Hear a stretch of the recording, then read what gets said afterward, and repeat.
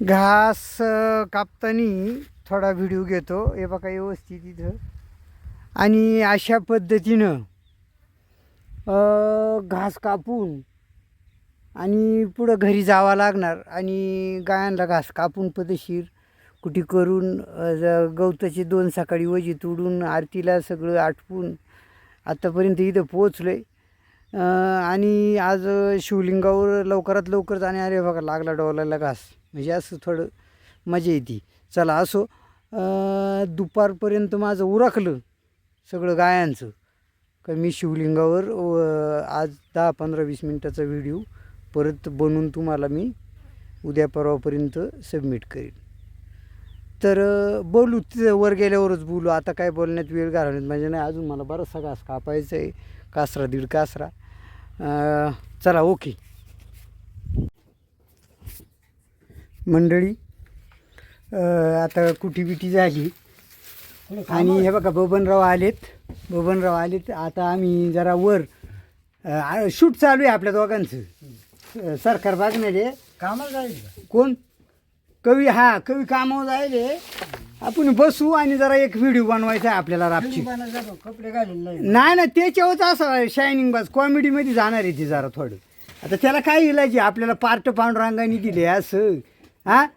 कपडे म्हटलं घालून नाही तसं नाही, काही बसायचं वेळ आहे तर करीत राहायचं काहीतरी, नाही का? काहीतरी करीत राहिल्याशिवाय काय. तू आलाय, मी तुला काल परवापासून माझ्या डोक्यात होतं का बाबा आबाला बोलाव एखादा व्हिडिओ बनव, पण आहे ते अवस्थेत. आता नाना पाटेकर सारखा मोठा माणूस, एवढा मोठा अभिनेता पाहिजे ते रोल करतोय.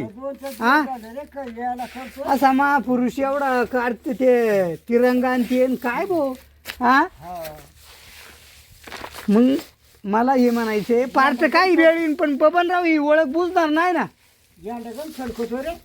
नाद नाही करायचं, मला वरच जायचं होतं शूट करायला झेंड्यापाशी.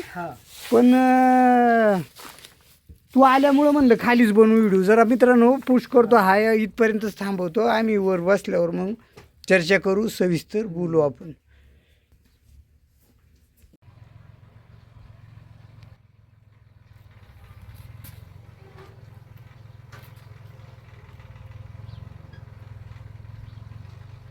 हे लवकर ये, चल. नोटीस आलंय, या बसा इथं, बसा जरा वेळ. नोटीस वाचितो.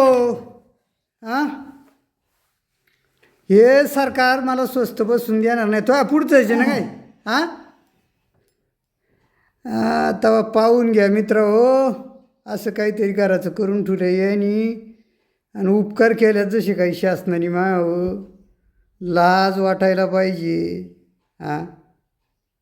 तारीख बिरीख सगळं जिल्ह्यात तिथं असं नाही. याच्यावर मला वाटतं तारीखही नाही टाकील ते, पण खटला दाखल पूर्ण प्रकरण क्रमांक इकडं खाली संदर्भ जाऊ द्या, असू द्या.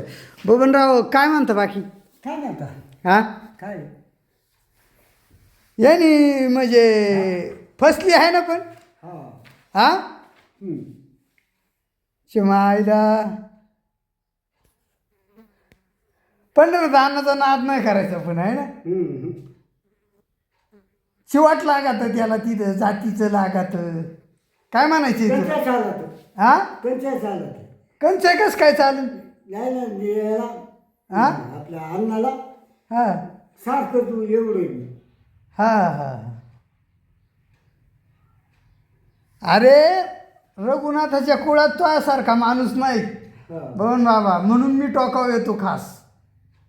माझ्या बनशी बाबांनी तर कीर्तच करेल बिमड्या बाबांनी, बनशी बाबांनी.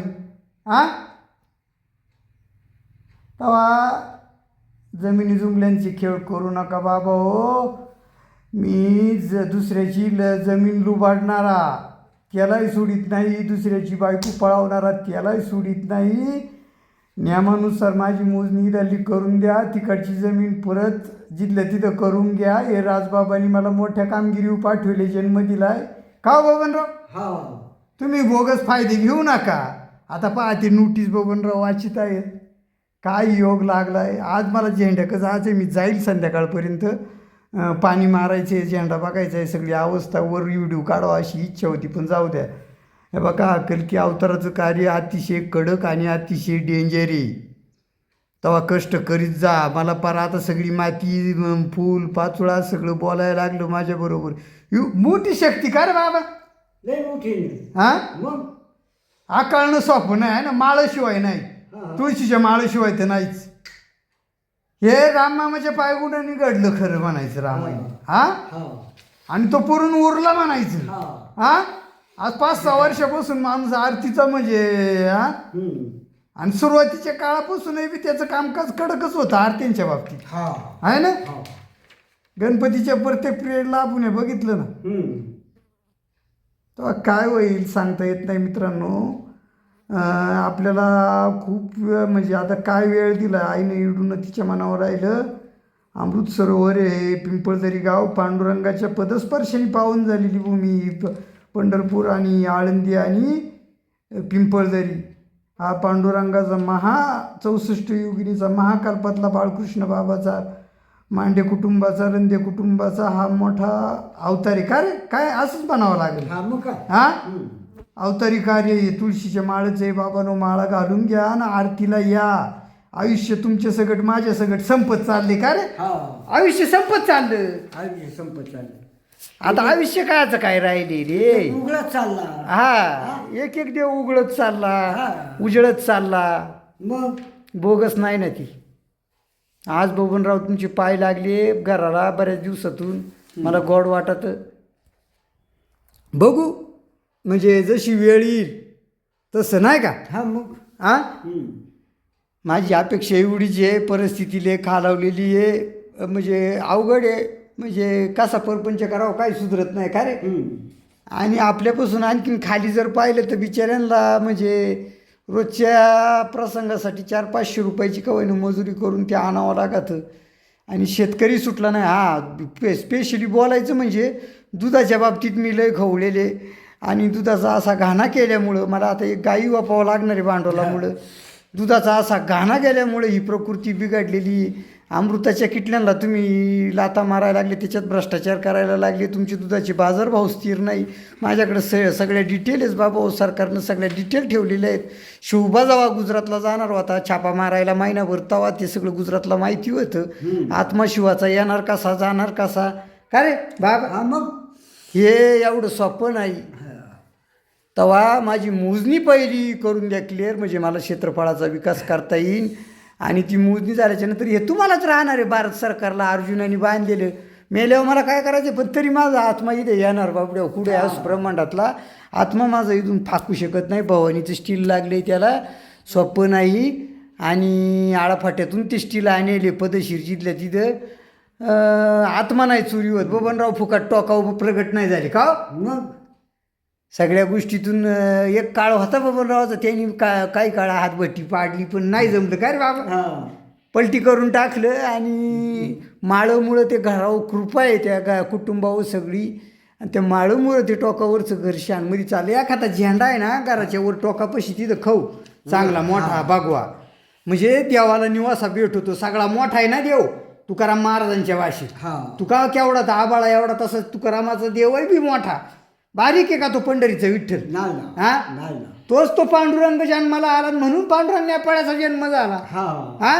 आणि पंढरीचा पांडुरंग हेचे का जिजुरीचा खंडेरा बुद्धचे का असं काही करायचं. अरे ठाई ठाई बुद्ध आहे, पाहिला तर ठाई ठाई श्रीकृष्ण आहे. ठाई ठाई माझी विठाई आहे. काही लावून धरायचं कसं आहे काय करायचं. आणि पुढाऱ्यांना माझं सांगणं आहे बाबांनो, युद्ध मिटवा, तंट मिटवा, आपापसातले वाद मिटवा, शहाणे व्हा. आम्ही 7-8 माणसं पुरी गुतलोय आरतीला. आई आम्हाला सोडणार तर नाही, आम्हाला गोड वाटत आई तेवढा आम्हाला प्रसाद देऊ राहिली का रे. आम्हाला आमच्या आत्म्यांसंग बोलती आई, आमच्या आत्म्यांमधून चालती. तुमच्या पिंडींमधून किती प्रकाश पडतो हे तुम्ही तुमचं ठरवा. वेळ नाही आहे तेवढा आम्हाला. आणि माझ्या चुलत्यांनी माझ्या बापांनी रमेश नामदेवने यांनी खरंच ती जमीन जशी तशी हे लोक कोण काय सकाळी मला भीमराव म्हटले हे परत कोणाला वपली ती वापायची नाटकं करू नका. मी जमवून घेणार नाही. मी वादाळे धूळ तुम्हाला माझ्या संग उदळती का नाही हे तुम्ही दिवसासंग माझ्या संग 12 तास द्या, मी तुम्हाला दाखवतो मी कोणी. का रे बाबा.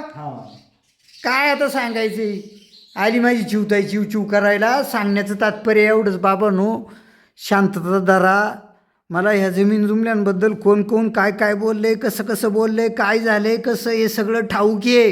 अरुण येडा होऊन यारवाड्याला जायला मूर्ख नाही का रे बाबा. हा सगळ्या पावलात गोष्टी घडू राहिलेल्या आहेत. माझी कृपा का मी जन्माला आलो, बाळबाबांनी ते घर बांधलं म्हणून जन्म अवतार घेता आला, तसा जन्म अवतार घेता नसता आला.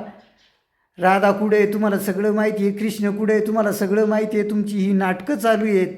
आणि रुक्मिणी रूपी देवी ती शेट्याच्या कुटुंबात जन्माला आली. येड्या गबाळ्या बाईचं चाललं नाही आहे, तिला मी बोलितोय ते चालत आहे, येडे पळत आहे कामावर.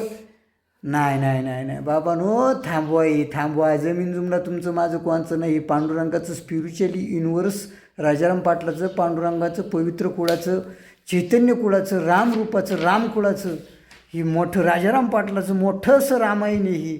आणि ही पद्धतशीर चाललेलं आहे कडाला. फक्त मृत्यू कोणाला एकाही घाटाला सोडणार नाही. किती माणूस टापड्या असून, किती भूषण करीत असू, त्याला मृत्यू सोडून का रे बाबा. काय सोडी ती हां, सोडणार नाही बाबांनो. आम्हाला कळून चकले 8-10 माणसांना. आम्ही झक मारा जाती नाही सकाळची बाबांनो. आणि मला हे पुण्य ही सगळ्या चाच पिंपळदरीच्या पायाच्या पुण्याने मिळालेली आहे. मी हे कधी नाकारू शकत नाही. मांडे कुटुंब, रंदे कुटुंब, शेळके कुटुंब, जाधव कुटुंब जे असतील, आणि पुण्यातील सगळ्या माझ्या भोसले कुटुंबांनी, सगळ्या कुटुंबांनी ते माझ्या गिरीश देशपांडे सरांनी ते सगळं मापात आणलं का रे बाबा. नाही तर ते नाही, मला कंट्रोल करणं सोपं नाही आहे.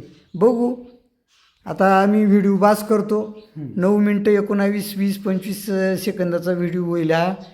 आणि वाटेत काटे टाकण्याचा प्रयत्न करू नका. सरळ चालू द्या अर्जुनाला. हा सहस्रभाऊ अर्जुन आहे. हा बारीक सारीक अर्जुन नाही. जडजीवाला बोलायला लावणारा, जडजीवाशी मैत्री करणारा, जडजीवाशी प्रेम करणारा हा सहस्रभाऊ अर्जुन आहे. हा बोगस नाही.